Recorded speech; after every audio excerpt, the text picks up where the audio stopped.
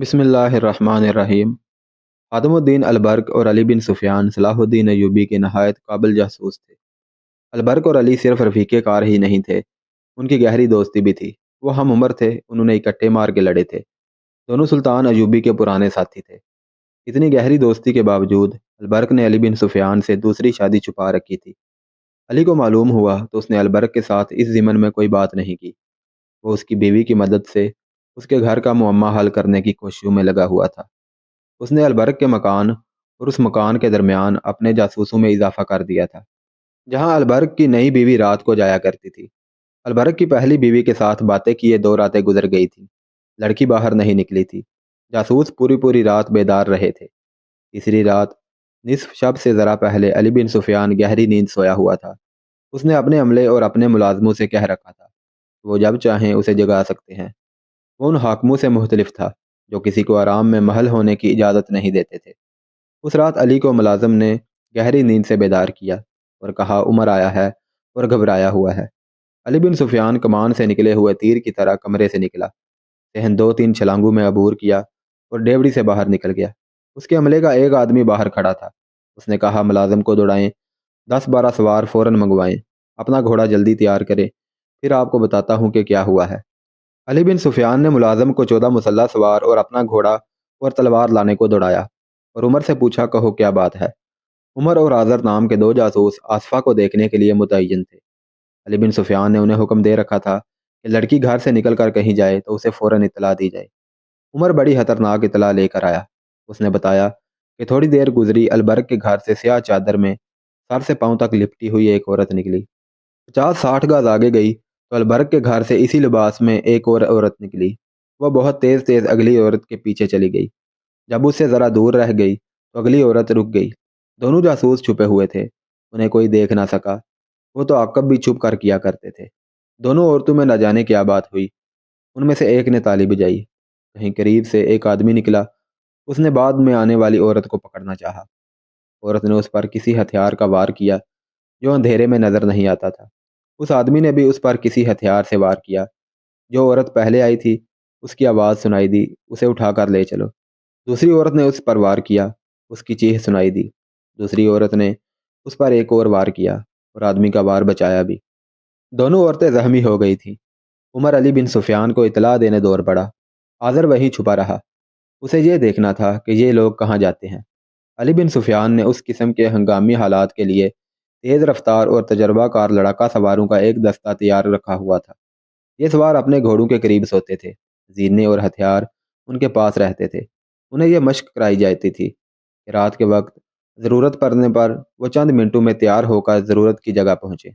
वह इस कदर तेज़ हो गए कि अली बिन सुफियान के मुलाजिम ने दस्ते के कमानदार को इतला दी कि 14 सवार भेज दो। तो वो अली बिन सुफियान के कपड़े बदलने और उसका घोड़ा तैयार होने तक पहुँच गए। अली बिन सुफियान की क़ियादत और उमर की रहनुमाई में वो वारदात की जगह पहुँचे। 2 सवारों के हाथों में डंडों के साथ तेल में भीगे हुए कपड़ों की मशअलें थीं। वहाँ 2 लाशें पड़ी थीं।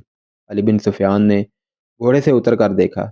एक अलबर्क की पहली बीवी थी, दूसरा आज़र था, उमर का साथी।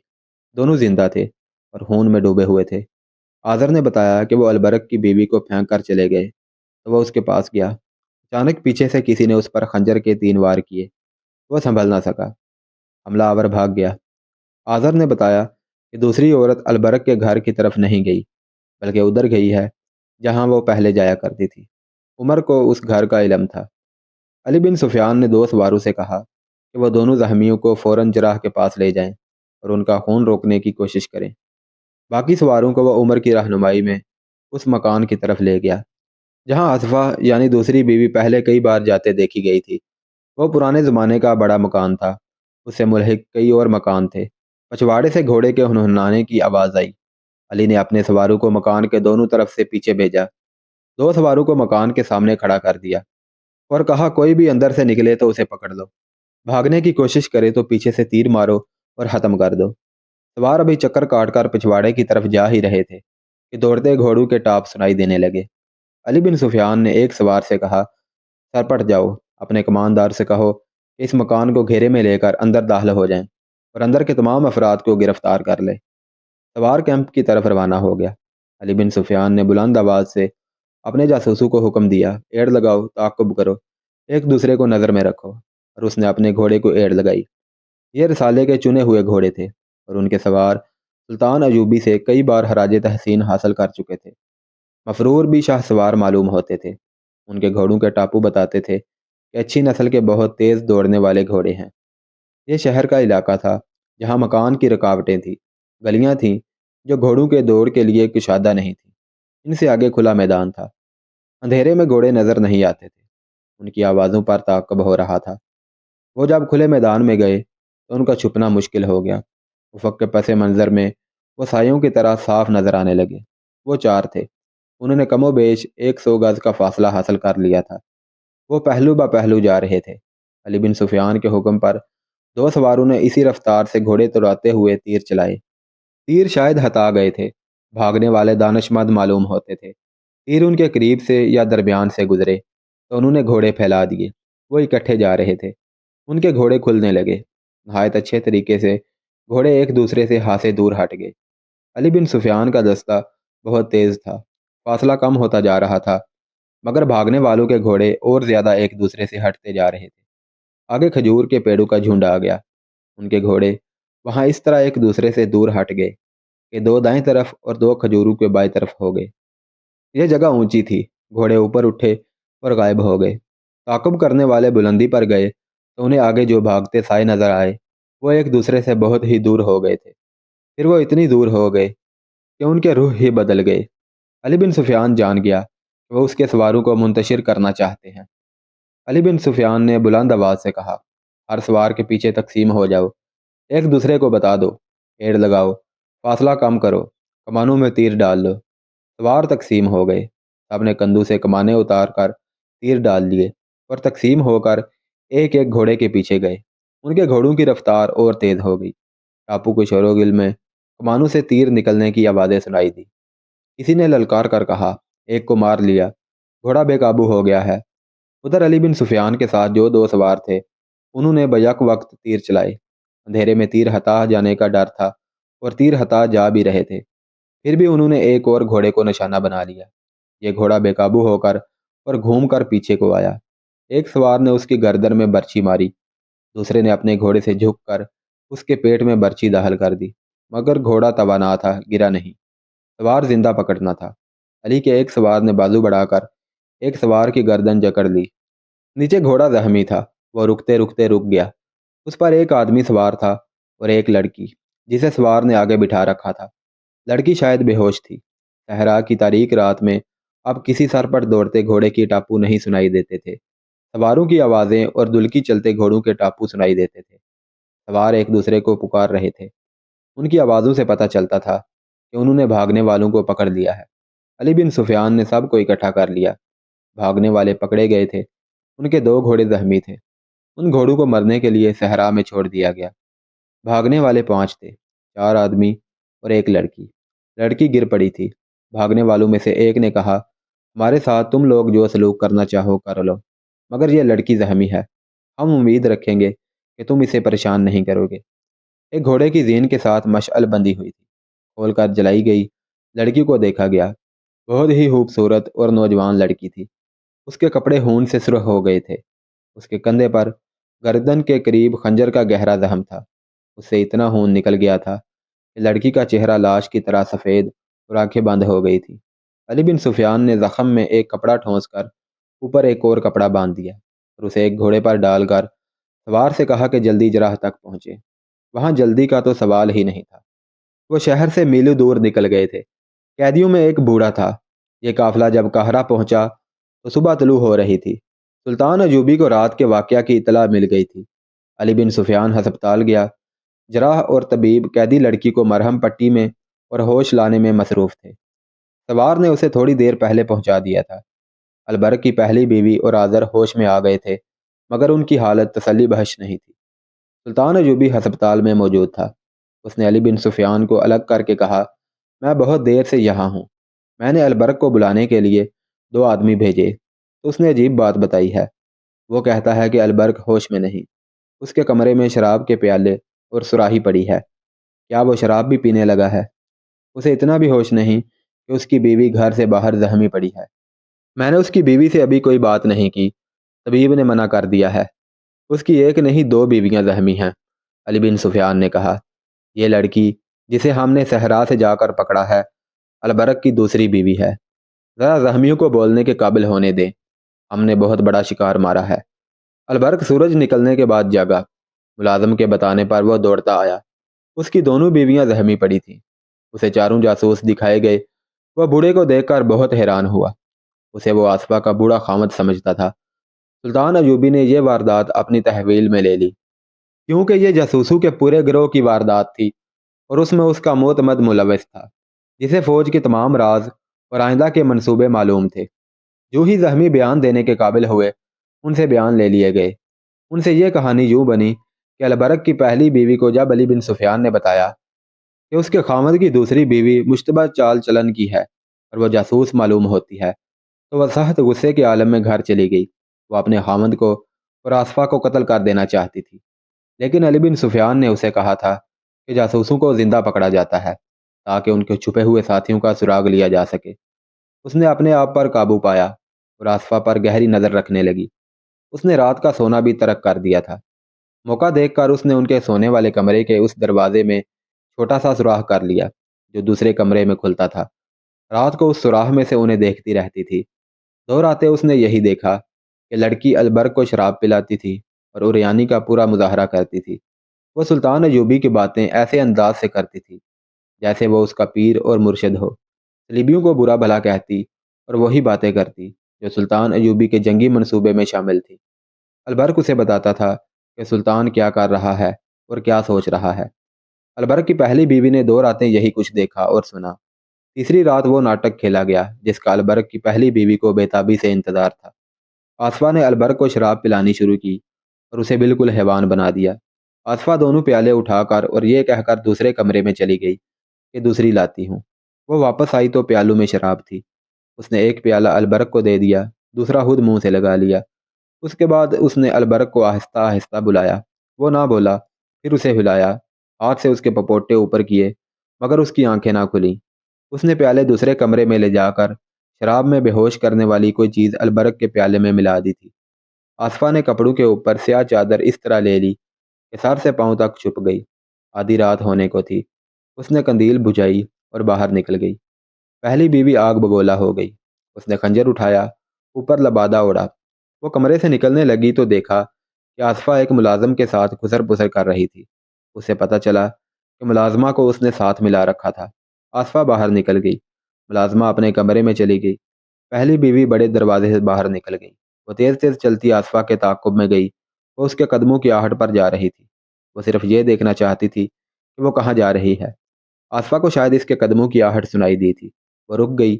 پہلی بیوی اندھیرے میں اچھی طرح دیکھ نہ سکی۔ وہ آصفہ کے قریب چلی گئی اور رک گئی۔ اچانک آمنے سامنے آ جانے سے پہلی بیوی فیصلہ نہ کر سکی کہ کیا کرے۔ اس کے منہ سے نکل گیا، کہاں جا رہی ہو آصفہ؟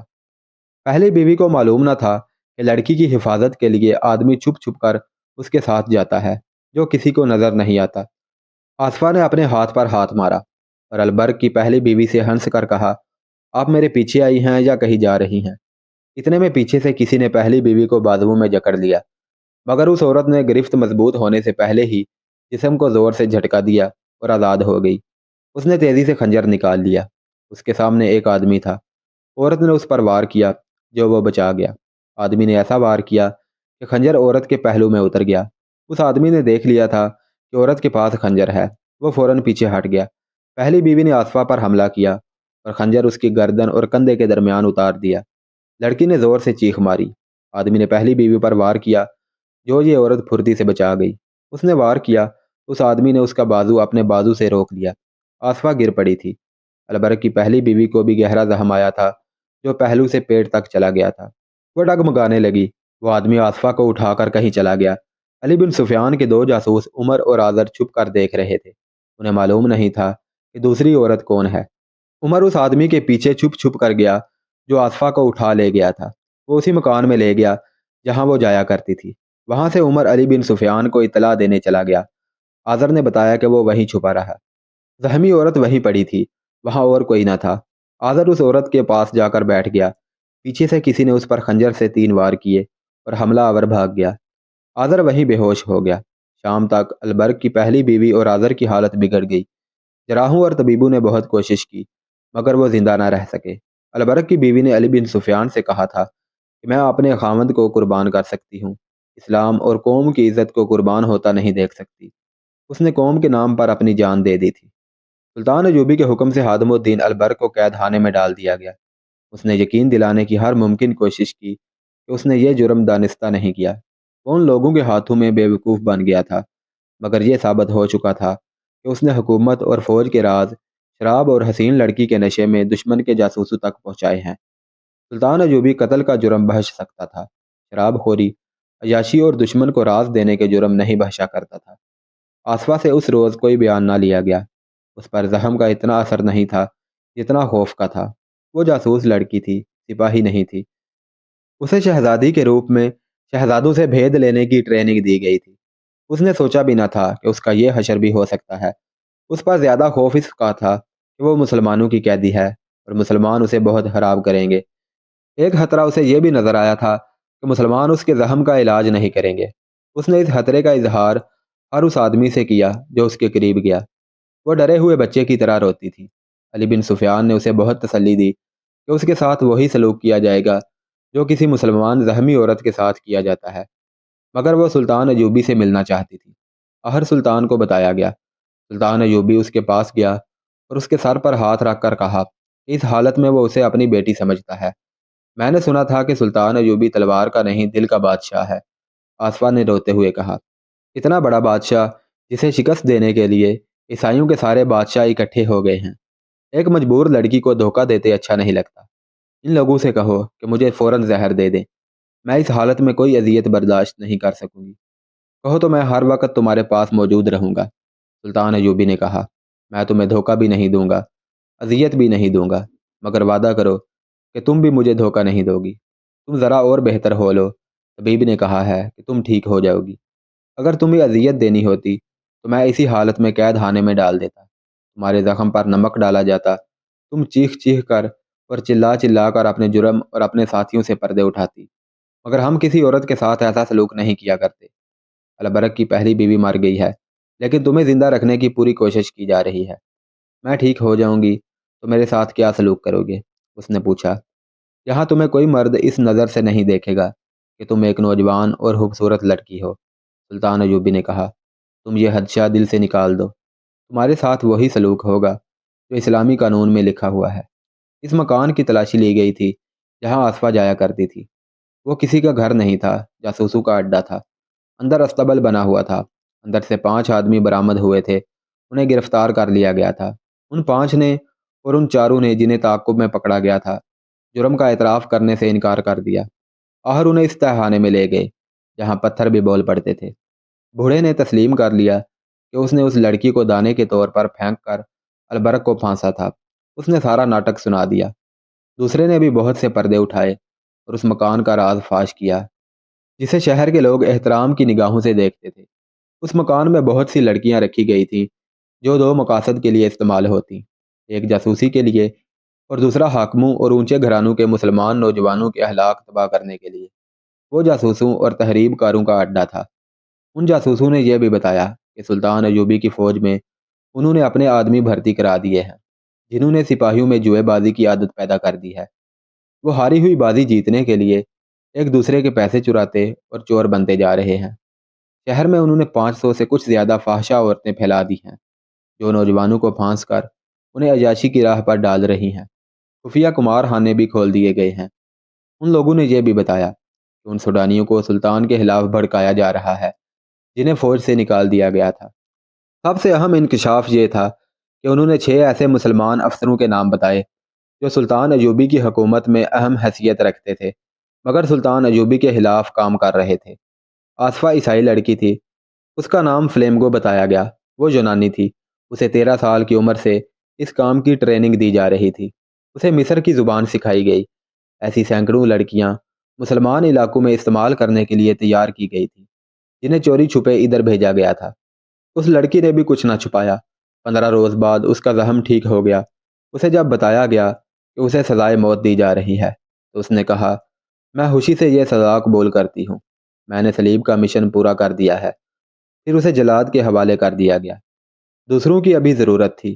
ان کی نشاندہی پر چند اور لوگ پکڑے گئے، جن میں چند ایک مسلمان بھی تھے۔ ان سب کو سزائے موت دی گئی۔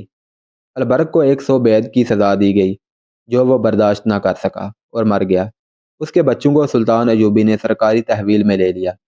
ان کے لیے سرکاری خرچہ پر ملازمہ اور اتالیق مقرر کیے گئے۔ وہ البرق کے بچے نہیں، ایک مجاہدہ کے بچے تھے۔ ان کی ماں شہید ہو گئی تھی۔